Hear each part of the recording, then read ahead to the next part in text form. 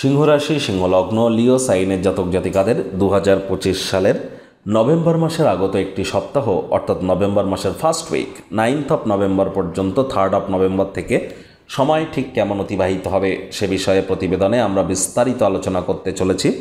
আলোচনাটি অত্যন্ত গুরুত্বপূর্ণ হবে। তার আগে বলবো 5 তারিখ থাকছে গুরু নানকজির জন্ম জয়ন্তী, তার জন্য আপনাদের অগ্রিম শুভেচ্ছা রইল। আপনাদের ক্ষেত্রে কিন্তু আপনাদের সুখভাবের অধিপতি মঙ্গল তিনি তার মিত্র গ্রহের নক্ষত্রে সুখভাবেই কিন্তু তিনি গোচর করছেন। রুচক নামক একটি রাজযোগ তৈরি করে বৃহস্পতি সুদীর্ঘ 12 বছর পর নিজের নক্ষত্রে উচ্চস্থ হয়েছে। আর এ সপ্তাহে কিন্তু আপনাদের রাশিধিপতি সূর্য শুক্রের সাথে শুক্রাদিত্য যোগ করে পরাক্রমে গোচর করছে। পরাক্রমে সূর্য স্বগৃহে গোচর করছে।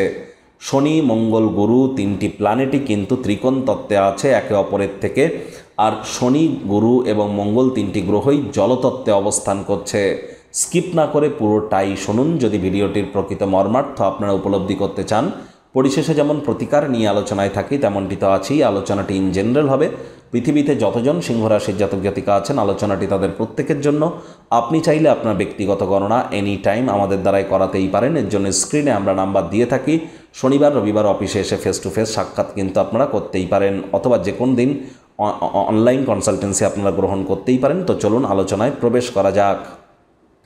সিংহরাশি সিংহলগ্ন লিও সাইনের জাতক জাতিকারা কালপুরুষের রাশি চক্র অনুযায়ী পঞ্চমতম রাশির আন্ডারে আপনারা পড়েন। আপনাদের রাশিধিপতিকে সূর্য। আর স্ক্রিনে আপনারা যে চারটি দেখতে পাচ্ছেন এটি সিংহরাশির জাতক জাতিকাদের 2025 সালের 3rd অফ নভেম্বর 3রা নভেম্বর আপনাদের গ্রহগত গোচরের ছকটি কেমনটি দেখাবে। ফার্স্ট হাউসে 5 লেখা থাকলেও গুলিয়ে ফেলবেন না, এটি আপনাদের ফার্স্ট হাউস যেখানে কেতু বসে আছে পূর্ব ফাল্গুনী নক্ষত্রে। সূর্য শুক্রের সংযোগ থাকছে আপনাদের রাশিধিপতি শুক্রের সাথে আপনাদের পরাক্রমের ভাবে। তবে পরাক্রমের শুক্র স্বগৃহে গোচর করছেন। মঙ্গল কিন্তু গুরুর নক্ষত্র বিশাখা নক্ষত্রে গোচর করছে। আপনাদের সুখভাবের অধিপতি সুখভাবেই রুচক নামক রাজযোগ তৈরি করে বুধের সাথে। রাহু কিন্তু থাকছে আপনাদের সপ্তমভাবে কেন্দ্রীয় স্থানে। আর রাহু শনি দুটি গ্রহই কিন্তু বৃহস্পতির নক্ষত্র পূর্ব ভাদ্রপদে গোচর করছে। শনি বর্তমানে বক্রী আছে আপনাদের অষ্টমে এবং চন্দ্রের সাথে সপ্তাহটি শুরুয়াত করবে বিষযোগের থ্রু দিয়ে। গুরু বৃহস্পতি নিজস্ব নক্ষত্র পুনর্বসুতে গোচর করছেন। আপনাদের 12th হাউসে তিনি উচ্চস্থ হয়েছেন। বর্তমানে শনির ঢাইয়াও আপনাদের চলছে, শনি বক্রীও কিন্তু আছে। তবে কিছু কিছু পজিটিভ জিনিস দেখুন।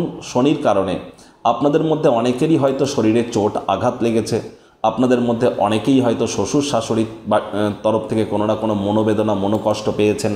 শ্বশুরবাড়ির সাথে হয়তো সম্পর্কের অবনতি হয়েছে। অনেকের হয়তো লং ডিস্টেন্স জার্নি দূরবর্তী যাত্রা ভ্রমণের ক্ষেত্রে কিছু বাধাপ্রাপ্তি আপনারা পেয়েছেন। স্বামী স্ত্রী আপনাদের সম্পর্কের হয়তো অবনতি হয়েছে। অনেকের ক্ষেত্রে কর্মজীবনে কিন্তু বিভিন্ন টাসেল কিন্তু আপনারা হয়তো পরিলক্ষিত করেছেন। আলসেমি ভাব হয়তো আপনাদের কাজ করেছে। পরিবার পরিজনদের সাথে সম্পর্কের হয়তো অবনতি হয়েছে। পেটের সমস্যা, বদহজমের প্রবলেম, ফুড পয়জনিং এবং প্রেমের জীবনে বিভিন্ন বাধা বিপত্তিও আপনারা হয়তো পরিলক্ষিত করেছেন। এবার কিন্তু কিছুটা হলেও ধীরে ধীরে আপনারা রিলিফের পথের দিকে এগিয়ে যাবেন। প্রথমত মঙ্গল কিন্তু আপনাদের স্বগৃহে গোচর করেছে সুখভাবেই, যার ফলস্বরূপ আপনাদের সুখের মাত্রা কিন্তু বাড়তে চলেছে। এ সময় বিশেষ করে মায়ের তরফ থেকে আপনারা কোনো না কোনোভাবে কিন্তু উপকৃত অবশ্যই হতে পারেন। মায়ের স্বাস্থ্যের উন্নতি, মায়ের কর্মের উন্নতি, মায়ের সাথে সম্পর্কের উন্নতিও পরিলক্ষিত করবেন। আর শরীর স্বাস্থ্য আগের তুলনায় কিছুটা হলেও একটু বেটার ফিল করতে চলেছেন। উইল পাওয়ার ইনক্রিজ করতে চলেছে এ সময় অবশ্যই আপনাদের ক্ষেত্রে কিন্তু আপনার নতুন কোনো জমি বাড়ি বা গাড়ি ক্রয় কিন্তু করতেই পারেন। কৃষিকার্যের সাথে যারা যুক্ত তারা লাভান্বিত হবেন। আর যেহেতু মঙ্গল গুরু শনি তিনটি গ্রহই জলতত্ত্বে অবস্থান করছে, জলের স্তর কিন্তু বৃদ্ধি পেতে চলেছে।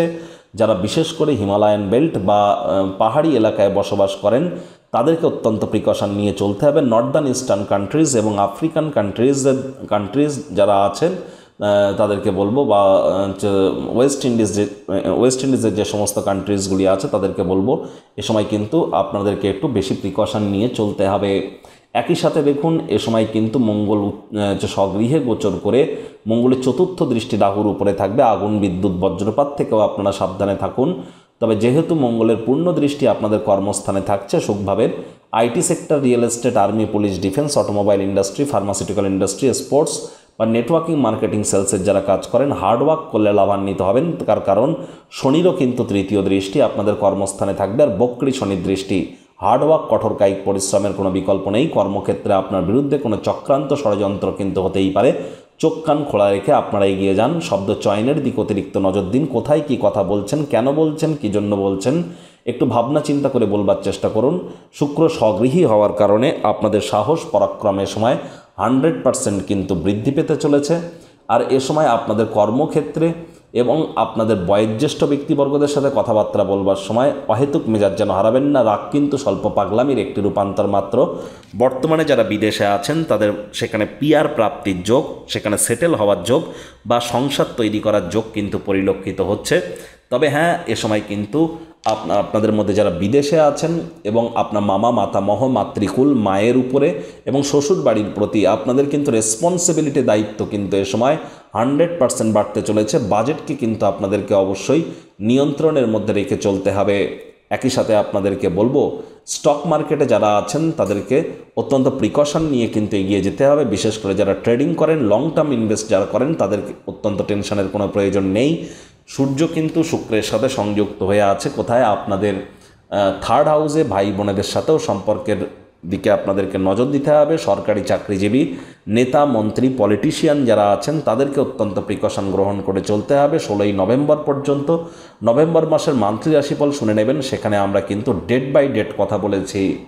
একই সাথে আপনাদেরকে বলবো, শনিচন্দ্রের বীজযোগ দিয়েই কিন্তু সপ্তাহটি শুরুয়াত হবে। শনিচন্দ্রের বীজযোগ অষ্টমে থাকবে মঙ্গলবার দুপুর 12:34 পর্যন্ত। তাহলে আপনাদের ক্ষেত্রে রবিবার, সোমবার এবং মঙ্গলবার দুপুর এই যে সময়টি, এই সময়টিতে কিন্তু শরীরে চোট আঘাত কিন্তু আপনাদের লাগতেই পারে। খুব সাবধানে গাড়ি ঘোড়া চালান। শরীরে বিশেষ করে পায়ের পাতায় আপনারা কিন্তু চোট পেতে পারেন, অথবা বুকে কিন্তু আপনারা চোট পেতে পারেন। সাবধানতা অবলম্বন করে চলতে হবে। আর এ সময় শ্বশুর শাশুড়ির তরফ থেকে কোনো প্রকার নেগেটিভ নিউজ প্রাপ্তি করতে পারেন, তাদেরও শরীর স্বাস্থ্যের দিকে নজর আপনাদেরকে প্রদান করতে হবে। চন্দ্র কিন্তু মঙ্গলবার দুপুরে প্রবেশ করে যাবে আপনাদের ভাগ্যস্থানে, আর সেখানেই থাকবে বৃহস্পতিবার সকাল 11:40 পর্যন্ত। তাহলে মঙ্গলবার সেকেন্ড হাফ, বুধবার হোল্ডে, বৃহস্পতিবার ফার্স্ট হাফ। এই সময়টিতে ভাগ্য আপনাদের কিছুটা হলেও সঙ্গ কিন্তু প্রদান করতে চলেছে। এ সময় অবশ্যই পিতা বা পিতৃতুল্য ব্যক্তিবর্গের দ্বারা উপকৃত হতে পারেন, তীর্থযাত্রা, তীর্থভ্রমণের সুযোগ প্রাপ্তি করতে পারেন।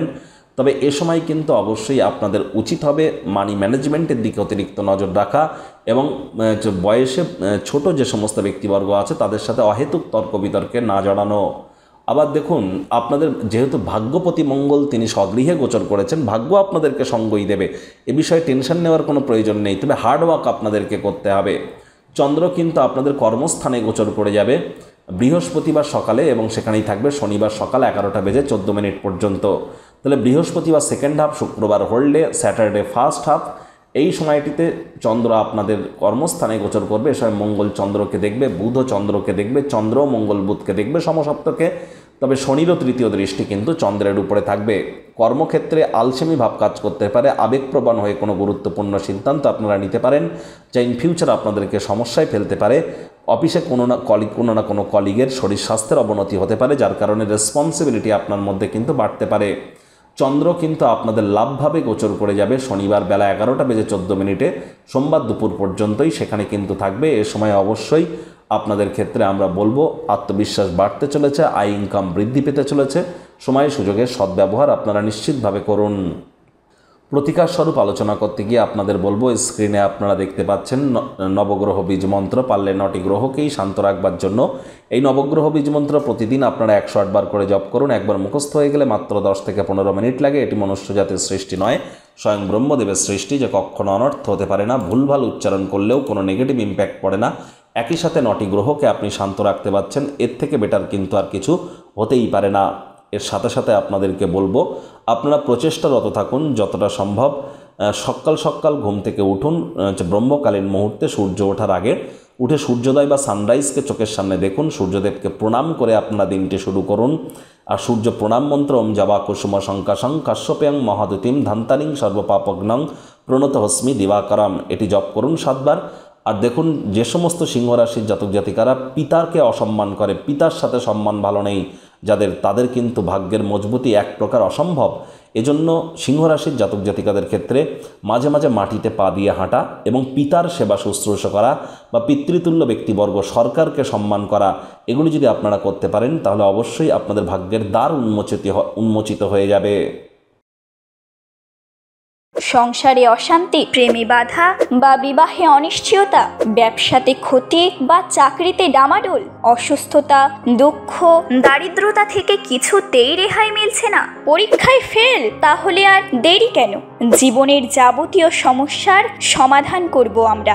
বাস্তুশাস্ত্র, সংখ্যাতত্ত্ববিদ্যা, লাল কিতাব, বৈদিক জ্যোতিষশাস্ত্র, কৃষ্ণমূর্তি প্রভৃতি পদ্ধতিতে জন্মছক বিচার করা হয়। প্রয়োজন অনুভব করলে স্ক্রিনে ফ্ল্যাশ হওয়া নম্বরে যোগাযোগ করতেই পারেন।